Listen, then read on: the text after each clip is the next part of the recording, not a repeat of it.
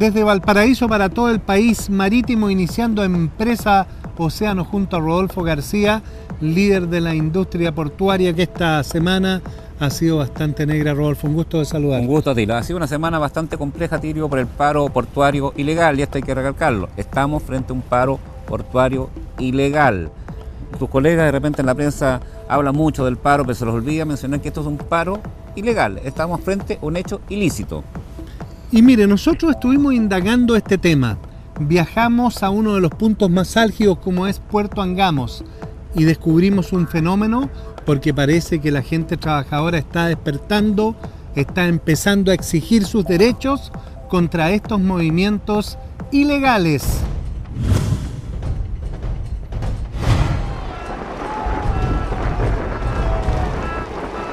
Tres carabineros heridos, destrucción de ventanales y pánico en el personal fue el saldo de un sorpresivo ataque a las oficinas de Ultraport de Antofagasta por un grupo de trabajadores que se ha propuesto paralizar Puerto Angamos.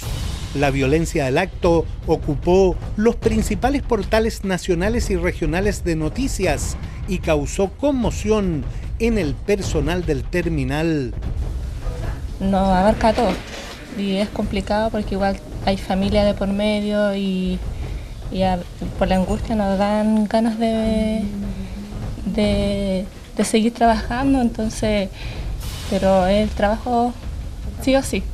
Igual me impacta porque vemos a una de nuestras compañeras ahí y da miedo.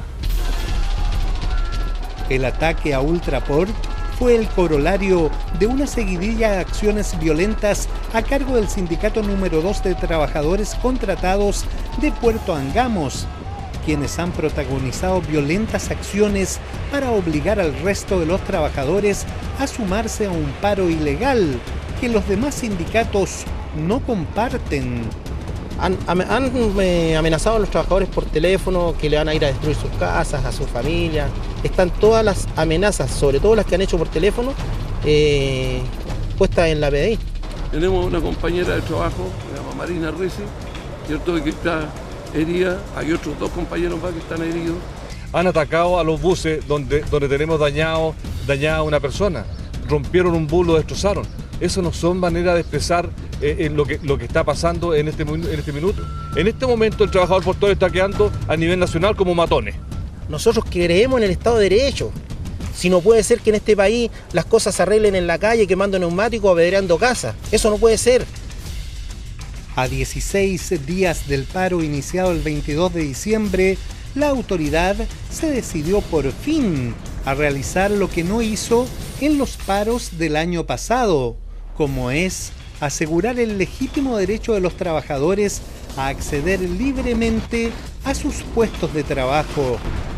Es increíble, en pleno siglo XXI, los trabajadores tienen que tener resguardo policial para ir a sus lugares de trabajo. Es realmente increíble, como tú decías, ver a nuestros trabajadores entrando escoltados por policía, porque ¿de qué se están defendiendo? ¿Cuál es la amenaza que tienen? La amenaza viene de sus propios compañeros de trabajo. La verdad que eso es tremendo. Aquí es poca gente la que está en esta actitud delincuencial. Sin embargo, lamentablemente esto es lo que nos estamos viendo enfrentados y por eso es que tenemos carabineros escoltando a nuestros trabajadores. Gracias a la protección policial, el puerto ha vuelto a la normalidad. Así lo pudimos comprobar el martes 14 de enero, a 23 días de iniciado el paro, y pudimos apreciar la actividad en los distintos lugares de acopio y frentes de atraque del terminal. Tenemos 100% reanudadas las operaciones de recepción de carga en camión y en tren. Estamos también despachando contenedores, las operaciones de consolidado están 100% activas y hoy día el objetivo es poder ya seguir aumentando en la medida que nos da el tiempo, más naves y más atención de naves en el tiempo. Arribando también un roll-on, de la compañía sudamericana de vapores, lo que ha llenado de aliento, de estímulo a los trabajadores de Angamos.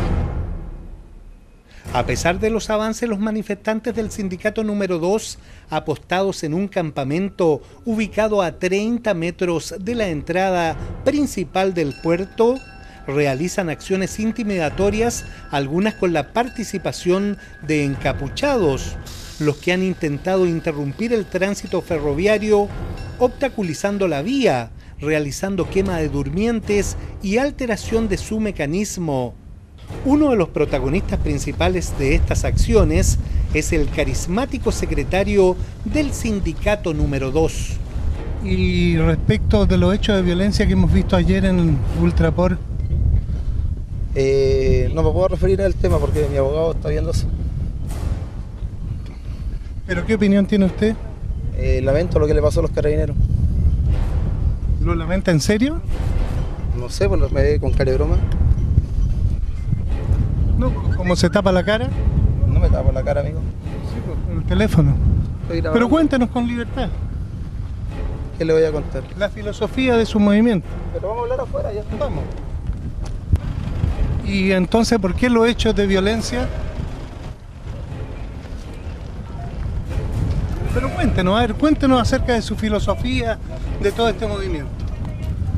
Bueno, acá estamos velando porque estamos en un código laboral de José Piñera del año 81, el cual no vela por los trabajadores portuarios de Chile. Es un código laboral totalmente obsoleto, creado en dictadura. O sea, ¿hay un sentido también contra el sistema? De todas maneras, el sistema acá está malo, el modelo económico se quedó atrás. O sea que esto va más allá de una negociación directa por temas puntuales. Correcto, acá hay más que una negociación directa por temas puntuales. Y eso lo tiene claro el gobierno y lo tiene claro el empresariado. ¿Y qué le gustaría a usted decirle a los trabajadores? Espéreme, yo voy a ir allá porque también quiero grabarlo a usted.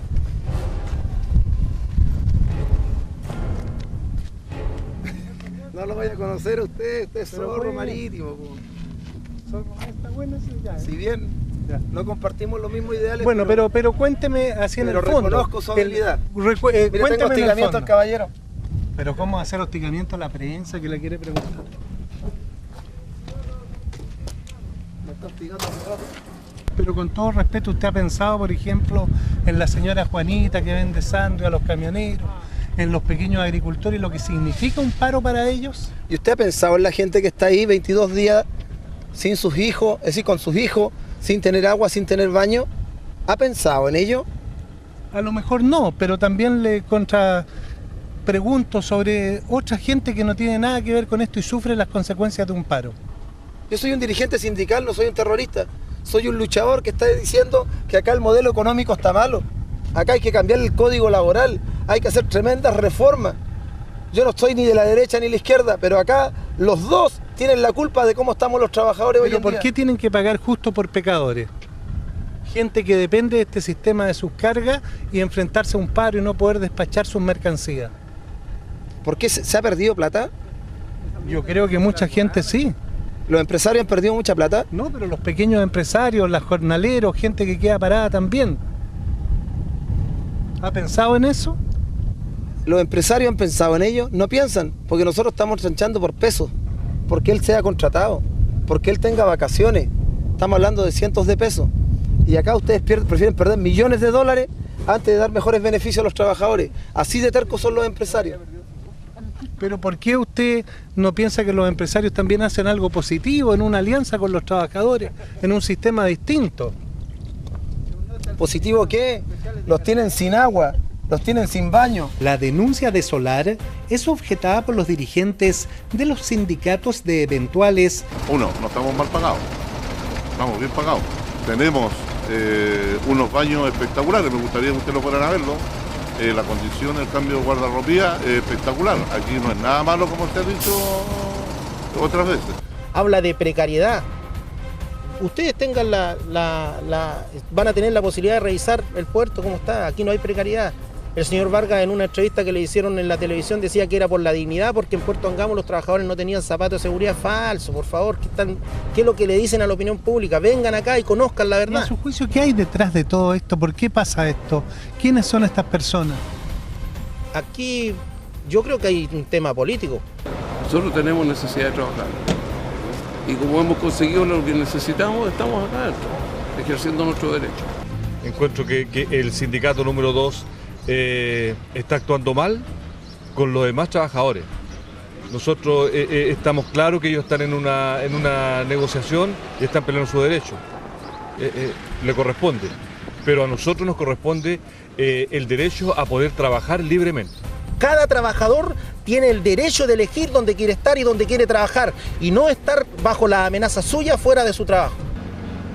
Gracias al resguardo de la Armada y de Carabineros, la gente ha recuperado su confianza para hacer valer su derecho de la libertad de trabajar. Y como pueden apreciar, el puerto de Angamos ha comenzado a recuperar su movimiento. Cabe destacar que Puerto Angamos es el principal terminal minero del norte del país. El año pasado movilizó 3 millones de toneladas y 100.000 contenedores, siendo uno de sus productos principales las exportaciones de cobre, pilar fundamental de la economía nacional.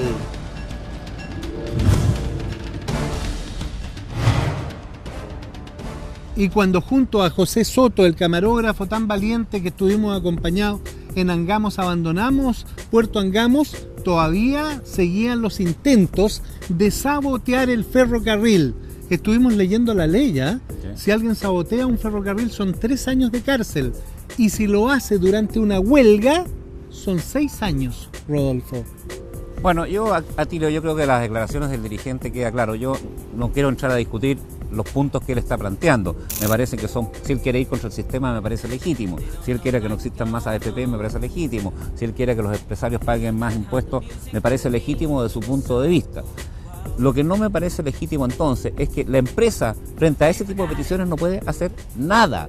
Es un tema que va mucho más allá de lo laboral. Y por lo tanto, la empresa no tiene por qué conversar con este dirigente. Ese dirigente está equivocado al tratar de conversar con la empresa. Tiene que ir a conversar con el gobierno, tiene que ir a conversar con los partidos políticos. No es el camino del paro lo correcto. Por ejemplo, está el Congreso Nacional, un área de congreso, de debate, un parlamento, que es el lugar donde uno plantea estas inquietudes. Claro. ¿Y esto por qué es tan importante? Porque otros gremios de la Unión Portuaria del Biobío, en la 8ª región, han dicho: nosotros seguimos en paro mientras la empresa no se siente a conversar con este dirigente. ¿Cómo se va a sentar a conversar la empresa con un dirigente que no está pidiendo nada laboral? Él no habla de las lucas, dice que las lucas están bien. Lo que a él le interesa es simplemente cambiar el modelo, votar la ley de Piñera, que según él es de la dictadura, cambiar absolutamente el modelo económico que tiene el país. ¿Qué puede hacer la empresa frente a eso? Nada. Y por lo tanto la empresa tiene toda la razón cuando dice: yo no me puedo sentar a conversar con este dirigente. Y esto es dejando de lado todas las acciones de violencia que tú has mostrado. Rodolfo, te queríamos pedir en tu comentario semanal si nos puedes dar un panorama general de cómo esta situación está afectando a los distintos puertos del país. La situación portuaria es tremendamente compleja y tremendamente dañina al país. En el norte está trabajando Arica, paralizado Iquique, paralizado Antofagasta, trabajando Angamos, como acabamos de ver. Coquimbo trabaja, Valparaíso trabaja, San Antonio está tratando de trabajar con mujeres muy valientes que han accedido, igual que en Angamos, a ir contra las amenazas de los dirigentes. En el sur los puertos están paralizados. ¿Qué es lo que nos está pasando? El país, simplemente la fruta está saliendo o no ha podido salir por los puertos. Los exportadores dicen: vamos a tener pérdidas millonarias. En Iquique, los funcionarios importadores chinos dicen: nos vamos de este país, no vamos a ir a otra parte. Y eso es gravísimo, porque Chile tiene relaciones con China y China va a ser el gigante comercial siempre, porque ya es segundo paro que tenemos en menos de un año y no podemos proveer a nuestros importadores. De modo que esta cosa empieza a hacer crisis. Y el gobierno entonces dice: yo no me siento a conversar con los trabajadores mientras estos no depongan un paro. Se le olvida al gobierno decir que esto es un paro ilegal. Yo diría: yo no me siento con los trabajadores mientras continúen en este paro ilegal. Y en esta conversación y en este tipo de cosas surgen voces que, sin reflexionar mucho, dicen: si las pérdidas es tan grandes, si tantos billones de dólares se pierden, ¿por qué no le pagan a los trabajadores lo que piden? Eso sería simplemente acceder a la ley del más fuerte. Estamos frente a un paro ilegal.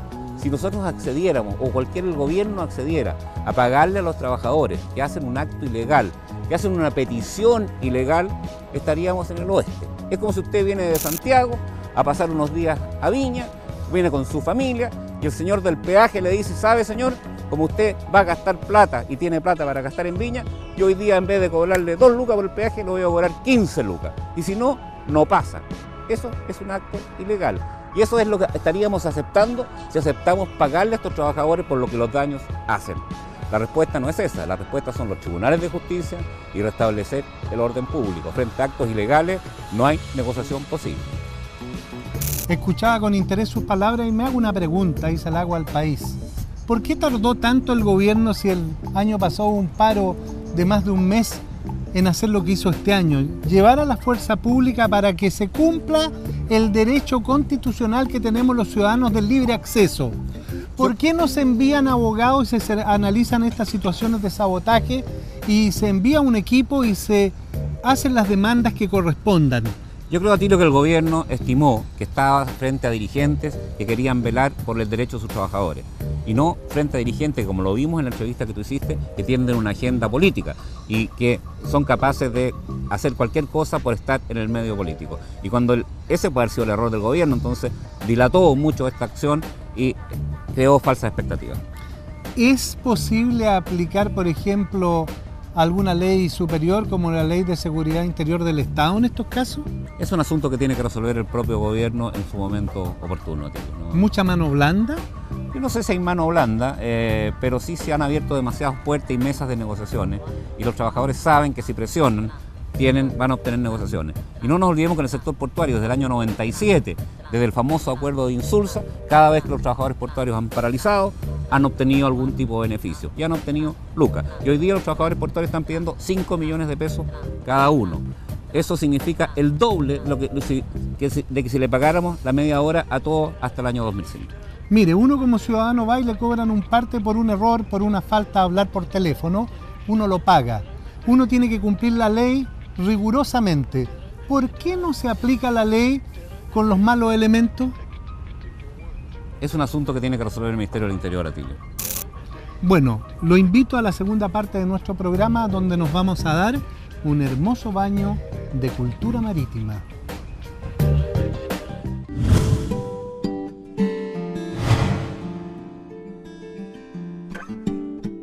Bienvenidos a la hacienda de San Agustín de Puñual en Ningüe, cuna de Prat. Son ustedes testigos de una construcción rural que data de 1780, que vivió su apogeo en tiempos cuando Chile exportaba trigo a California y Australia. Perteneciente a don Pedro Chacón y Morales y a su señora Concepción Barrios, quienes sin sospecharlo verían nacer en una de estas habitaciones al máximo héroe naval de Chile. Fue un 3 de abril de 1848 cuando el hijo de Pedro Agustín Prat Barril y de María Rosario Chacón vio la luz en esta hacienda, siendo asistido por una partera local de nombre Juana Daza. Hoy podemos imaginar y casi sentir los primeros pasos, carreras y jugarretas del niño Arturo Prat Chacón, que crecía en contacto con la pujante vida rural de la época en esta peculiar casona, donde confluían la vida familiar y de trabajo. Un lugar donde Prat vivió su primer año de vida hasta que su familia se trasladó a Santiago. El fin de la fiebre del oro en California provoca la caída agrícola de esta zona de Chile y la familia de Prat se traslada a la capital. La otrora flamante hacienda pasará por distintos propietarios y enfrentará los infaltables terremotos propios de esta tierra. El de Chillán en 1939 y luego el de Valdivia en 1960 dejan a la casona varias veces en el suelo. A pesar de sus deplorables condiciones, en 1968 la casa donde nació Prat es declarada Monumento Nacional. Su recuperación comenzaría a gestarse en 1974 en la mente del ciudadano alemán, nacionalizado chileno, Walter Groman Borgers, admirador del héroe y autor del libro Prat, vida y obra de un hombre ejemplar. En 1976 crea la corporación Pro Santuario Cuna de Prat, con el objeto de reconstruir y transformar la casa en un santuario a la usanza de los que existen en otros lugares del mundo. Su propuesta es acogida y apoyada por el Club de Leones de Valparaíso, donde uno de sus socios es el comandante en jefe de la Armada, almirante José Toribio Merino, quien compromete la ayuda de la institución. Los trabajos son encabezados por el mismo Groman, junto al arquitecto René Adaros Álvarez, quienes se entregan a la titánica tarea de restaurar la vieja edificación y de recopilar muebles y objetos originales que consiguen con familiares del héroe y encuentran en distintos lugares del país. La flamante obra es inaugurada el 3 de abril de 1979, en la fecha del natalicio de Prat y a 100 años de su heroica hazaña en Iquique. Durante 31 años, el lugar donde nació Prat es objeto de peregrinación de historiadores, estudiosos y admiradores de su figura, quienes pueden palpar de manera vivencial lo que vio y sintió el héroe en sus primeros días de vida. Pero en 2010, todo el esfuerzo se vino abajo con el terremoto del 27 de febrero. El sismo provoca graves daños a la estructura y la techumbre de la antigua hacienda. Su recuperación queda en manos de la Corporación del Patrimonio Cultural de Chile y gracias a la Ley de Donaciones con Fines Culturales recibe el aporte económico de parte de la compañía minera BHP Billiton. Esto permite remozar la casa en 9 meses para ser reinaugurada el 2 de agosto de 2012. El paso siguiente es implementar en el lugar el Museo Hacienda San Agustín de Puñual de Ningüe, cuna de Prat. Se trata de un ambicioso proyecto museológico realizado por la Corporación Patrimonio Marítimo de Chile, entidad que tuvo a su cargo la construcción del Museo Corbeta Esmeralda de Prat en Iquique y que lleva adelante la consolidación del Museo Marítimo Nacional, entre otras iniciativas. El proyecto de Ningüe tiene como finalidad recrear la historia desde 1848 hasta la actualidad, lo que permitirá al visitante conocer la relación de Prat con el mundo rural y agrícola que lo acompañó en sus primeros días. Para estos fines se implementará un vasto despliegue de elementos de apoyo museográfico que contempla, entre otros, la instalación de llamativas vitrinas, gráficas y letreros explicativos, pantallas y puntos audiovisuales destinados a facilitar la comprensión del espectador. El recorrido se inicia en esta sala audiovisual donde nos encontramos, para continuar en el ala contigua, donde está ubicado el primer sector de exposiciones que abarca los dormitorios, el salón, el comedor y la cocina que habitó la familia Prat. Está amoblada con valiosas piezas como la cama, donde la tradición oral indica que Prat fue dado a luz, y otros muebles, artículos y utensilios, mobiliario original y de la época, más reproducciones de documentos y fotografías. Los visitantes accederán luego al corredor central, donde se ha desarrollado el segundo sector de exposición. Estará dedicado a mostrar el entorno histórico, social, económico y cultural de Chile de mediados del siglo XIX, contexto en el que se desarrollaba la vida de la antigua hacienda que albergó a la familia Prat Chacón. El recorrido continúa en un tercer sector de exposiciones, ubicado en el ala lateral, dedicado a la figura de Arturo Prat y su familia. Contendrá en el futuro fotografías, documentos, utensilios, vestimentas y otros objetos de incalculable valor histórico que permitirán acercar al visitante a la intimidad del héroe y su familia y nos retrotraerá a la época en que vivieron. Otro de los objetivos del desarrollo museográfico, a cargo de la Corporación Patrimonio Marítimo de Chile, es mostrar y explicar al visitante las características de esta hacienda típica de la arquitectura rural del Chile central del siglo XIX. Se trata de una estructura cerrada en torno a un patio central para proteger el lugar de los asaltos de cuatreros. En este mismo sentido, se trabaja para la reconstrucción de la bodega y de la casa de inquilinos, y además en la recuperación de la huerta original, proyecto que está a cargo de la carrera de técnico agropecuario del Liceo Polivalente Arturo Prat de Ningüe.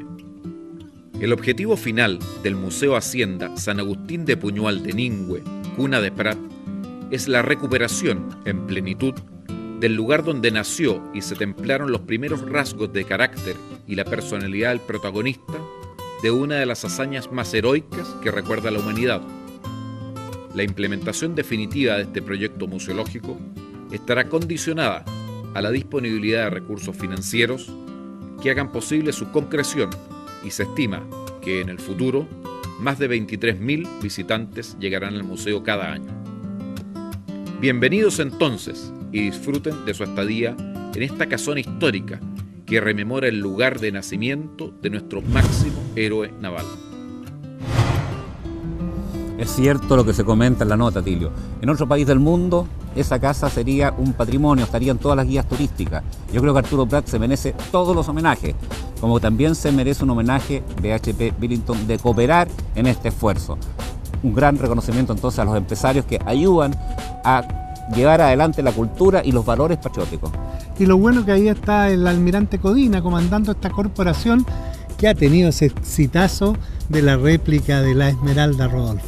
Puede volver a ver estas notas, ¿sabe dónde? En nuestro canal, en nuestra página web. Y también envíe comentarios y si Dios quiere, Rodolfo, ojalá termine el paro. Nos vemos la próxima semana. Ojalá así sea, Tilo. Nos vemos la próxima semana.